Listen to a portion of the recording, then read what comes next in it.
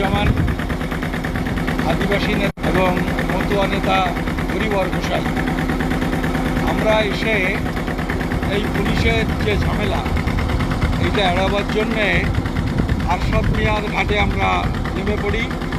মানে এটা হচ্ছে সরবেরিয়া থেকে দামাখালি আসবার ঠিক আগে, দামাখালির একটু আগে নেমে আমরা প্রথমে চেষ্টা করি সন্দেশখালির দিকে যাওয়ার।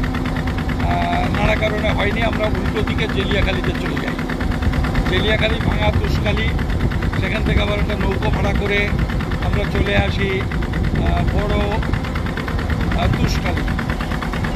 এবার সেই অঞ্চলে বিভিন্ন লোকের সাথে আমরা কথা বলি। মুসলিম এলাকায় গিয়েছি, আদিবাসী এলাকায় গিয়েছি। আমরা এখন এই নৌকায় করে যাচ্ছি কর্ণখালী। এই কর্ণখালীটাই হচ্ছে মূল